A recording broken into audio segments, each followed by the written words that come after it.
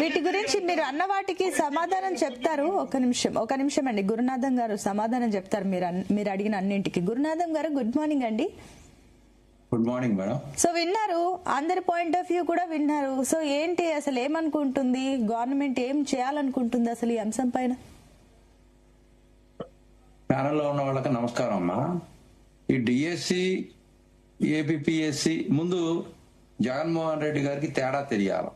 ఒక మాజీ ముఖ్యమంత్రి అంటున్నారు వారు, మేమేమో పులివెందుల శాసనసభ్యులు అంటున్నాం. వారికి తేడా తెలియకుండా నిన్న ప్రెస్ మీట్ లో అన్న డిఎస్సి ఏపీఎస్సి డిఎస్సి కదా, డిఎస్సి ఏపీఎస్సి కదా అంటే పక్కన ఎవరు అందిస్తే అది వేరండి ఇది వేరండి అంటే అది వేరా ఇది వేరా, అంత అమాయకుడిగా పరిపాలన చేశాడా, అసలు తెలియకుండా పరిపాలన చేశాడా, అసలు దాని గురించి మాట్లాడేట అర్హత జగన్ పొందాలేదని తెలుసుకోవాలి. రెండు, ఇక్కడ హారిజాంటల్ వర్టికల్ గా ఏవైతే పారదర్శకంగా కేంద్ర ప్రభుత్వం ఇచ్చేటువంటి గైడ్ లైన్స్ కానీ రాష్ట్ర ప్రభుత్వాలు తీసుకునే నిర్ణయాలు ఇవన్నీ డిఎస్సి మెగా డిఎస్సి నిర్వహించడం చారిత్రాత్మకమైనటువంటి విషయం. దాంట్లో మొదటేమో పేపర్ లీకేజ్ జరిగిందని చెప్పి ఒక మాట మాట్లాడారు. నీట్ వచ్చిన తర్వాత అదివరకు సంవత్సరం రోజుల ముందు అభియోగాలు మోపి తర్వాత మూటముళ్ళు సర్దుకొని వెళ్ళిపోయారు. నీట్ వచ్చిన తర్వాత వాళ్ళు కాక్రోచ్ జనతా వాళ్ళు చేసి ప్రధాని రాజీనామా చేసిన తర్వాత వాళ్ళు యాక్సెప్టెడ్ చేసిన తర్వాత మంత్రి లీకేజ్ అయిందని చెప్పుకున్న తర్వాత ఈ కార్యక్రమం మొదలు పెట్టారు రోడ్ల మీదకి వచ్చి వైఎస్ఆర్సీపీ. రెండో అంశం ఏంటంటే మూల్యాంకనం ఏపీఎస్సి సంబంధించిన దాంట్లో కోర్టు ఇందా తులసిరెడ్డి గారును మస్తాన్ రావు గారు చెప్తా ఉన్నారు, కోర్టు సిట్టు ఏమని ఇచ్చింది. ఇక్కడ డిఎస్సిలో ఎక్కడా కూడా కోర్టు ఎక్కడ కూడా దాన్ని సపోర్ట్ చేయటం కానీ వాడిని వ్యతిరేకించినయే కానీ ఎక్కడ కూడా 150 పైచీలకు డిస్మిస్ చేసినాయి, ఎక్కడా కూడా ఆ విధమైనటువంటి ఎక్కడ వీళ్ళ అభియోగాలు ఎక్కడా కూడా అక్కడ కనిపించలేదు. కోర్టుల్లో ప్రభుత్వ వాదన ఉంటది, వాళ్ళు ఎవరో అయితే పిటిషన్ వేసారో వాళ్ళ వాదన ఉంటది. రెండు పరిగణలో తీసుకున్న తర్వాత కోర్టు 2018లో జరగచ్చు, లేకపోతే 2000లో జరగచ్చు. జగన్మోహన్ రెడ్డి గారు 16-17 కేసులు కూడా ఎప్పుడు జరిగినాయో మీకు అందరూ తెలుసు. 2013కు ముందే జరిగినాయి. కేసు ఎప్పుడు జరిగిందా, ఎప్పుడు వచ్చారు, ఎవరు వచ్చారు, బుల్లెట్ దిగిందా లేదా అనేది కావాలి. ఇక్కడ ఇంకోటి తప్పించుకోవడానికి ఏం చేస్తున్నారు, ఆ 4G54 ఇవన్నీ ఎందుకు తీసేసి వేరే తీసుకొచ్చారని అంటే ఇక్కడ వీళ్ళు చేస్తున్నటువంటి అభియోగాల మేరకు డిఎస్సి గతంలో ఉన్నటువంటి ప్రభుత్వాలు ఆ జీవోల్ని రద్దు చేయకుండా ఏదైతే ఇప్పుడు పివి సింధు ఉంది, మనకి అత్యంత ప్రతిష్టాత్మకంగా ప్రపంచ దేశాల్లోనే ఎంతో మంది గోల్డ్ మెడల్ తెస్తా ఉన్నారు ఇంటర్నేషనల్ లెవెల్లో. వాళ్ళందరికీ కూడా స్పోర్ట్స్ కోటాలు ఎట్లా ఇస్తా ఉంటారో అదే విధంగా డిఎస్సిలో కూడా పారదర్శకంగా ఆయా పరిస్థితుల్లో జగన్ గారు అంటా ఉన్నారు, కాబట్టి అందరూ సింధు స్థాయిలో కార్యక్రమాలు తీసుకున్నారా, సింధు స్థాయిలో స్పోర్ట్స్ ఆడారా అంటే అక్కడ గ్రూప్ 1 గ్రూప్ 2 సంబంధించిన దాంట్లో సింధు గారికి ఇచ్చారు. ఇక్కడ ఏంటి, ఇక్కడ డిఎస్సి స్థాయిలో పీటీ ఉద్యోగాలు ఇస్తా ఉన్నారు. ఒక నిమిషం అండి మొయినుద్దీన్ గారు, నేను సమయం ఇస్తాను, మాట్లాడిస్తాను. ఒక నిమిషం ఆగండి, ఒక నిమిషం మళ్ళీ వస్తాను. మొయినుద్దీన్ గారు చెప్పనివ్వండి, గురునాథం గారు కంప్లీట్ చేయండి ఆ వర్డ్. చెప్పండి గురునాథం గారు. ముసలి కన్నీరు గారుస్తా ఉన్నారు జగన్ గారు.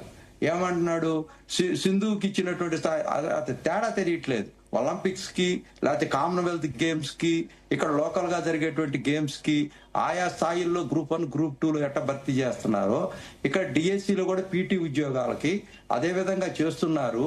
454 జీవోని ఉద్యోగాలు ఇచ్చిన తర్వాత వీళ్ళకి కూడా ఎగ్జామ్స్ కండక్ట్ చేయాలని ఇంకో జీవో తీసుకురావటం, గవర్నమెంట్ పారదర్శకంగా ఉండటం, 400 పైచీలకు పోస్టులు చేసి అసలు నిజంగా 15 లక్షల మస్తాన్ రావు గారు అన్న 15 లక్షలు 20 లక్షలు అభియోగాలు మోపుతున్నారు అనేటువంటి మాట మీద నేను చెప్తా ఉన్నాను.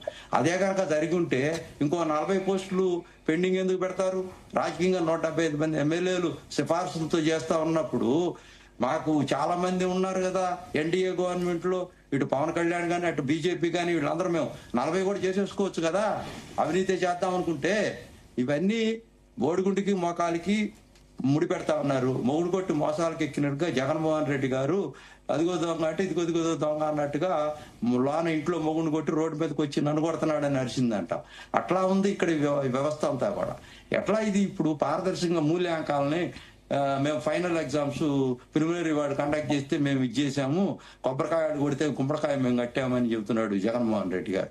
అంటే కోర్టు ఇచ్చింది ఏమని, డిజిటలైజేషన్ కాకుండా మూల్యాంకన్ని మాన్యువల్లో చేయమని. అసలు మాన్యువల్లో జరిగితే ఎట్లా తప్పు జరుగుద్ది అంటాడేంటి? అసలు ఇచ్చింది గవర్నమెంట్ అమ్మా మేడం, గవర్నమెంట్ ఇచ్చి సుప్రీం కోర్టు ఇచ్చింది. ఇచ్చినటువంటి ప్రకారం ఇక్కడ అవకాశం ఉంది కదా మీకు. అక్కడ మాకు ఐలాండ్ లో జరిపించాల్సిన పని ఏంటి? ఐలాండ్ ఒక పార్కు, ప్రైవేట్ సంస్థ, గవర్నమెంట్ ఇన్స్టిట్యూషన్స్ లో జరిపించవచ్చు కదా. అక్కడ వాళ్ళు ఫోన్లలో మాట్లాడినటువంటి విషయాలన్నీ కూడా పరిగణలో తీసుకున్నాం కదా. ఇప్పుడు సిట్టు అవన్నీ పరిగణలో తీసుకొని ఫైనల్ చేసి దీంట్లో అవకతవకలు జరిగినాయి అని సిట్టు మరి నిర్ధారణకు వచ్చింది. మరి దాన్ని ఈ రోజున మేము డిఎస్సి వచ్చిన నేపథ్యంలో మేము మాట్లాడలేదు. ఇక్కడ డిఎస్సి వచ్చినటువంటి అభియోగాలు వచ్చినటువంటి నేపథ్యంలో మేము మాట్లాడట్లేదు. మా మీద ఎవరు కోర్టు ఏమి సిబిఐయో సిఐడియో ఇంకొకటి కూడా ఇక్కడ వీళ్ళు ఏం చేస్తూ ఉంటారంటే ఇప్పుడు ప్రతి అంశాన్ని కూడా సిబిఐకి ఇవ్వమంట. సిబిఐ అక్కడ కేంద్ర ప్రభుత్వం ఈ ఓట్లే కదా వేస్తే అక్కడ గవర్నమెంట్ ఏర్పాటైంది. ఇప్పుడు సిట్ వేసినా సిఐడి వేసినా స్టేట్ గవర్నమెంట్ లో మీకు అధికారం కోల్పోయారు. ప్రతిపక్ష పార్టీలో ఉన్న ప్రతిపక్ష పార్టీ కూడా కాదు, శాసనసభ్యులు. మీరు రాజ్యాంగాన్ని ఉల్లంఘించి మాకు ప్రతిపక్ష హోదా ఇవ్వండి, ప్రతిపక్ష హోదా ఎమ్మెల్యే స్థాయిలో కూడా వచ్చి మాట్లాడచ్చు కదా.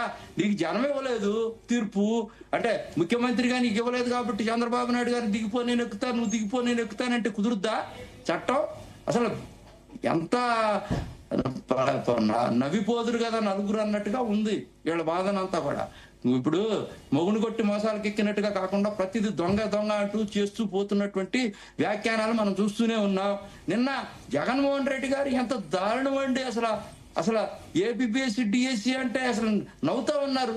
అసలు వారు చేస్తున్నటువంటి అభియోగాల్లో పసేలేదు. మా డిఎస్సి పారదర్శకంగా జరిగింది. నిన్న అంటాడు 163 మంది కుటుంబాలు రోడ్డు మీద పడతాయంట. అంటే 16,900 చిల్లర కుటుంబాలు రోడ్డు మీద పడవా డిఎస్సి మీద మీరు అభియోగాలు మోపుతా ఉంటే? అంటే ఏంటి మీకొక ధర్మం మాకు ధర్మం? అంటే మీరు చేస్తేనేమో సంసారం అని మేము చేస్తేనేమో ఇంకోట. ఏంటండి మీరు మాట్లాడే దాంట్లో పసలేదండి. నీట్ అంటే గవర్నమెంట్ యాక్సెప్ట్ చేసింది అక్కడ లీక్ అయిందని యాక్సెప్ట్ చేసింది. ప్రధాని గారు జనతా కాక్రోచ్ పార్టీ ఉద్యమం చేసింది. దానికి ప్రతిఫలంగా వాళ్ళు ప్రధాని గారు పారదర్శకంగా రాజీనామా చేశారు. దీంట్లో డొల్లతనం ఏముంది? ఇక్కడ వీళ్ళు అంటారు సిబిఐ పరిటాల రవిని చంపినప్పుడు అంత నడి రోడ్డులో నడి బజారులో వాళ్ళ ఇంటి దగ్గర చంపినప్పుడు దిక్కు లేకుండా సిబిఐ ఇస్తే దాన్ని అసలు వీళ్ళకి ఒకటి ఉందండి, సిబిఐ ఏంటంటే సిబిఐ ఆ రోజున అవినాష్ రెడ్డి గారిని నిలువరించడం కోసం అరెస్ట్ చేయడానికి కర్నూలుకు వస్తే జగన్మోహన్ రెడ్డి గారు ఇక్కడ ఉన్నటువంటి అధికారాలతో సింగ్ గారి మీద స్టేట్ గవర్నమెంట్ లో కేసులు పెట్టిస్తలేదా? వాళ్ళ చెల్లెల మీద పెట్టిస్తలేదా? ఒక నిమిషం అండి గురునాథం గారు, సిబిఐ లో ఏ పారదర్శకత ఉంటది? ఒకటి మేడం ఏనండి మీరు ఒక నిమిషం